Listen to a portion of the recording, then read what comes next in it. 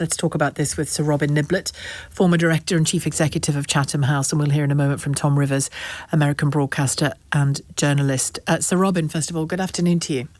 Hi, Sheila.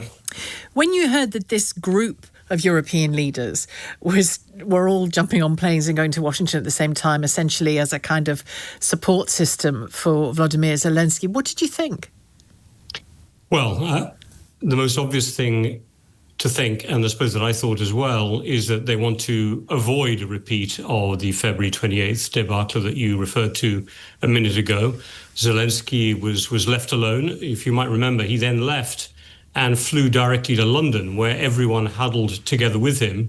And in a way, Zelenskyy and the European countries now form a unit. And one of the legacies of that terrible day in the Oval Office 4 months, 6 months, 5 months ago, whatever it was, is that Europe knows that they cannot leave Trump alone with Zelenskyy. Zelenskyy doesn't want to be left alone with Trump either. And most importantly, this is because European security is going to be fundamentally affected by the type of deal, if there is a deal, done between Putin, Trump and Zelenskyy. So it's not just a case of sort of standing up for him for moral reasons and making sure he's not left alone.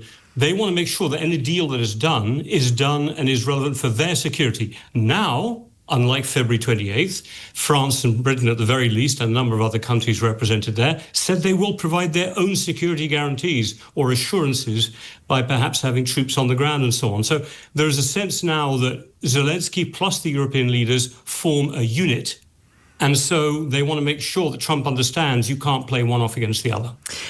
And is this, as much as anything, about that new unit, but, you know, the European leaders, we'll come on to Keir Starmer's role in all of this in a moment, but is it about them saying, look, we've, to a degree anyway, we've done what you asked for. We've committed to more independence on our part. We've committed to living up monetarily to our role in NATO.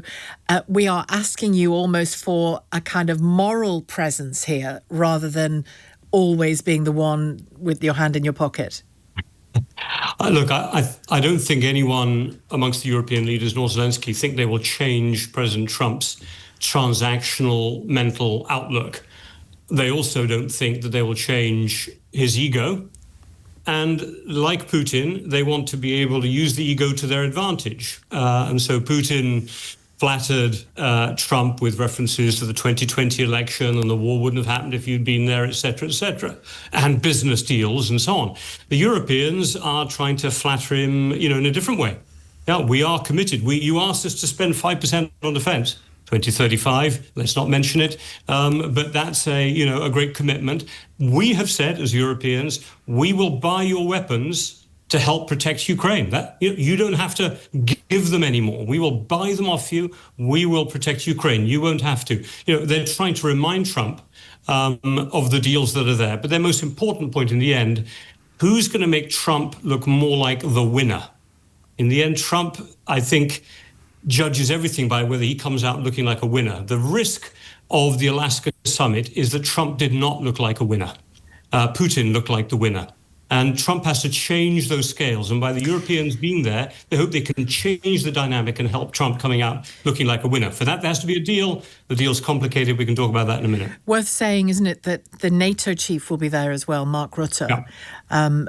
He famously wrote that note that was really obsequious, wasn't it? It was just, it was so obsequious, people thought it was a fake. It was a skit, but it was. Somebody said he took one for Europe, with that one. Now that he's no longer a prime minister, but a secretary general of the national organisation, he can afford to. But an important figure, given the role NATO, including America, must play here.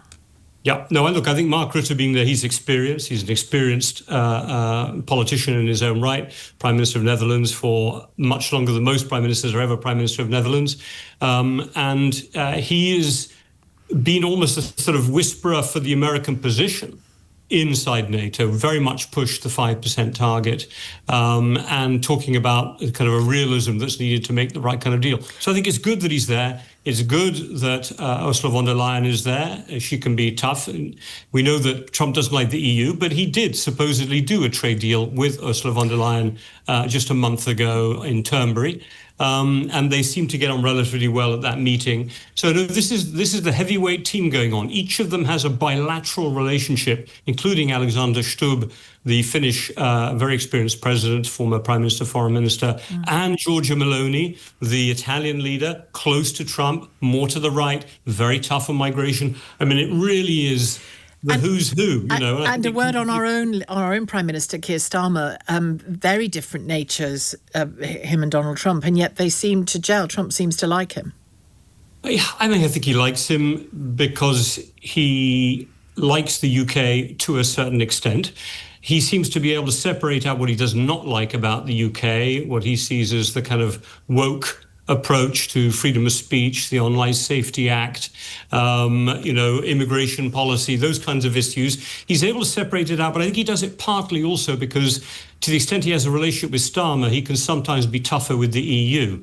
So I think it's a little bit transactional. And Britain, like every other country in Europe, is always getting on well with Trump under sufferance. At any moment, it could change. And everyone has to be very careful not to lose their moment. And on the potential deal, Donald Trump ruling out Ukraine joining NATO, ruling out them reclaiming Crimea. I mean, both of these things have been said before, not just by Donald Trump.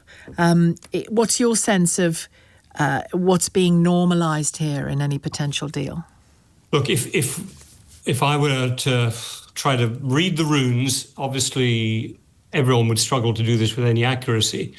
But I was struck that if those are Trump's two opening lines to Zelenskyy, they are not the toughest.